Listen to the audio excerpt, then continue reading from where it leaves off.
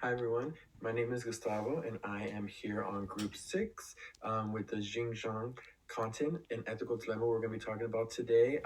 In our group, we do have Tegan, we have myself, Gustavo, we have Amber, and we have Jordan. I hope you guys enjoy this presentation. Awesome, everyone. So first, we want to start off with our thesis statement. So the cotton industry in Xinjiang, China is one of the largest cotton distributors globally. We'll be discussing the ethics of their labor conditions in regards of forced labor, human rights abuse, and coercion by the hands of the Chinese government against their Uyghur people. So we got to talk a little bit about the history. There is a long-standing tradition when it comes to the cotton industry. So Xinjiang boasts a century-old tradition of cotton cultivating. Um, that's a long time. And then it's an ideal climate for an ample water resources from the Turan River, contributing to its historical significance. So the ideal climate for growing cotton. There is also an economic pivot. Xinjiang plays a pivotal role in meeting China's increased demand for cotton. And then the government policy and some sides encourage agricultural growth, supporting this industry, especially this textile industry. And there are some controversies and global impact. There is a recent scrutiny over alleged human right resources and forced labor in Xinjiang's cotton fields, and there also is a global debate on ethical and substantial sourcing, prompting some companies to reconsider the use of Xinjiang Uyghur cotton. So this is just a little history and a little backstory of this industry. Xinjiang is one of the leading producers of cotton in China. Over the past few years, there has been some controversy about how ethically this cotton is produced.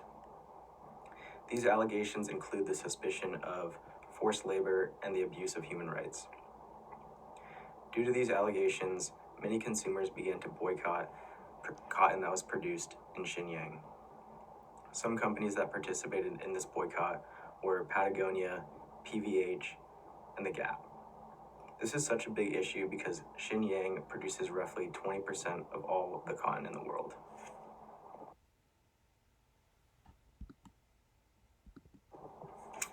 Because of these allegations, during September of 2020, the United States restricted imports on cotton from Xinjiang.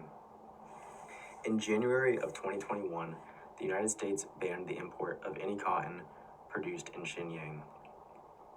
This was the United States' way of standing up against this ethical dilemma. With this ban of cotton from Xinjiang, the United States hoped that the Chinese government would address this problem and find a resolution. Instead, in response to these boycotts, China denied the allegations and stated that these boycotts are harming the cotton workers.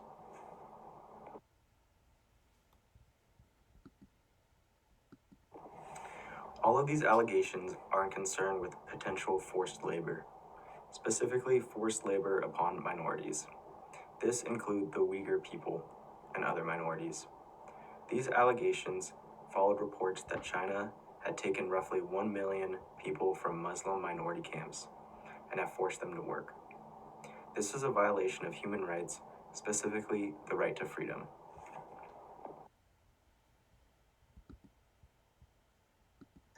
I'm part of Group 6. We are covering the Xinjiang cotton industry dilemma. And I'm going to be going over resolution a little bit and what's happening presently, and then some recommendations for the dilemma. First of all, the resolution very complex. This is going to take a multicultural approach. Stakeholders are going to have to be transparent with what's important to them as far as accepting consumer goods from companies that support the region by buying the cotton. Donald Trump did in 2020 put through the Uyghur Forced Labor Prevention Act, and that put into effect, I think it was in June 2022, where our Customs and Border go through sort of a rigorous I don't know if it's like a vetting almost of what's allowed into the country. And this doesn't just it doesn't just have to be from Xinjiang. It can be from companies in other parts of the world that use the cotton in their goods. So that's been in effect since then. I did attach a slide that shows some of the data on that. And as far as recommendations, I think, again, this is just going to have to be something where global pressure is massively put on China. I think we have to provide other resources for these people. There's a genocide going on with the Uyghur people there, and they're being lied to by their government. They don't know there's other options, and we need organizations to step up and prove that.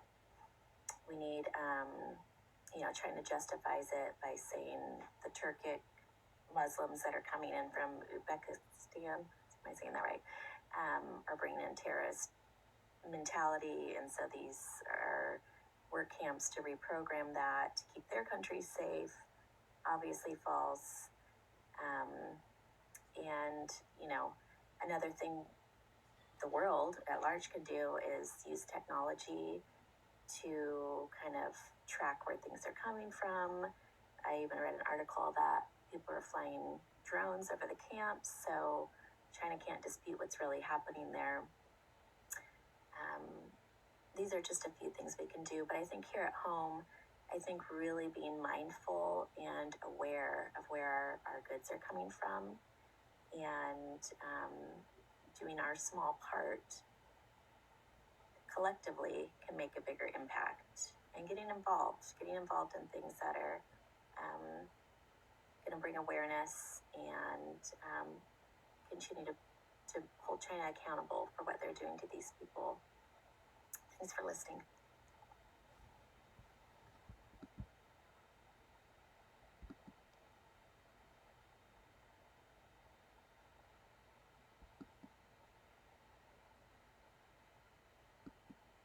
So now we're going to talk a little bit about the ethical dilemma and the corporate responsibility.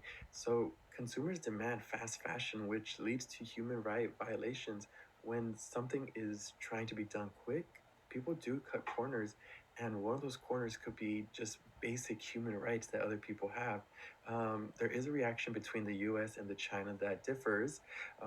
The U.S. has a stronger moral responsibility when it comes to the forced labors, just because of moral absolutism, which suggests that our values are universal.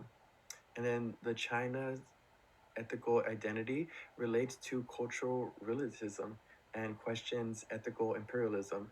There are brands such as Nike and Adidas that have experienced a consumer boycott from the US and the cosmopolitan cities in China for practicing these immoral labor practices. So people have actually boycotted these companies when they found out where their cotton was coming from. Another company we could look at is Skechers, which has sent consultants to remedy company labor issues in China.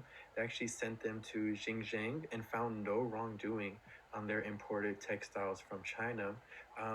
With that, they're able to solve a moral dilemma head on. They increase their customers' trust, which means that they're able to keep their customer base, and they were able to avoid the apologetic phase. So, what does the future of cotton look like? So, here in the US, we produce about 12% of the world's cotton and export 39% of our supply to China for finished goods. We have a high global shipping cost. There is an emerging popularity in America made linens, sheets, bath towels, jeans, and pillows. And companies such as American Apparel, based in Los Angeles, use American cotton and labor and pay around $16 to $25 an hour, which is can be definitely be way above minimum wage. And in 2021, John Deere introduced two different cotton harvesters. There's the CS770 and there's the CP770 used in the US and as well as China. So with this, there is a bright future when it comes to not abusing human rights violations. And we just want to say thank you for joining us on this presentation. We hope you enjoyed it. Have a great day.